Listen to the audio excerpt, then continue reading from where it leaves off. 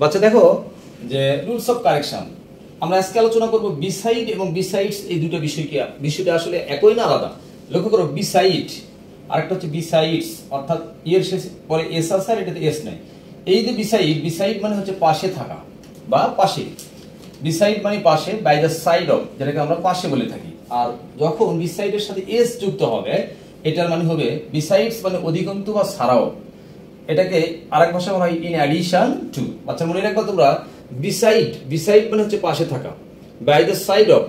আর বিসাইডের সঙ্গে যখন তুমি এস লাগাবে, একটা এস এক্সট্রা যুক্ত করবা, তখন হয়ে যাবে বিসাইডস। তার মানে হচ্ছে অধিকন্তু বা ছাড়াও, যেটা ইন অ্যাডিশন টু বলা হয়। তাহলে আমরা মনে রাখবো বিসাইড মানে পাশে থাকা, আর এটা হচ্ছে অধিকন্তু বা ছাড়াও। আসো দুটো এক্সাম্পল প্র্যাকটিস করলে নিশ্চিত তোমরা এটা ক্লিয়ারলি ভাবে বুঝতে পারবে। দেখো ইনকারেক্ট এবং কারেক্ট বাক্য। তাহলে এই বাক্য দুটো কারেক্ট করতে গেলে আমাদের এই দুটো শব্দের অর্থ জাস্ট আমাদের জানতে হবে। দেখো প্রথম বাক্যটা কি, হি স্যাট বিসাইডস মি, সে আমার পাশে বসে পড়লো। হি স্যাট, সে বসে পড়লো, বিসাইডস মি, আমার পাশে। আচ্ছা দেখো তো বিসাইডস হবে না বিসাইড হবে? আমরা জানলাম কি বিসাইডস মানে হচ্ছে অধিকন্তু বা ছাড়াও, আর বিসাইড মানে পাশে। তাহলে যেহেতু এখানে দেওয়া আছে বিসাইডস মি, নেভার, এটা কখনোই হতে পারে না। উত্তর হবে কি, হি স্যাট বিসাইড মি, সে আমার পাশে বসলো। আর বিসাইডস মানে হচ্ছে অধিকন্তু বা ছাড়াও, তাহলে এই ওয়ার্ডটা এখানে ভুল দেওয়া আছে। সো আমাদের কারেক্ট করে লিখতে হবে হি স্যাট বিসাইড মি, সে আমার পাশে বসে পড়লো। 2 নম্বর এক্সাম্পলের দিকে লক্ষ্য করো।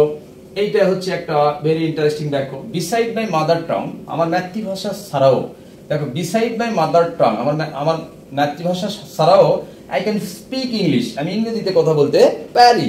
কিন্তু বাচ্চা দেখো এখানে মেইন ভুলটা কোথায়, দেখো বিসাইড মানে তো পাশে থাকা, বিসাইড মানে কি পাশে থাকা। পাশে থাকা হবে না ছাড়াও হবে? কি হবে? ছাড়াও হবে। সো আমরা এই বিসাইডটাকে বাদ দিয়ে আমরা লিখবো, অ্যাকুরেট করে লিখবো আমরা বিসাইডস মাই মাদার টাং, আমার মাতৃভাষা ছাড়াও, বিসাইডস মাই মাদার টাং, মাতৃভাষা ছাড়াও আই ক্যান স্পিক ইংলিশ, আমি ইংরেজিতে কথা বলতে পারি। তাহলে সমস্যা কোথায়?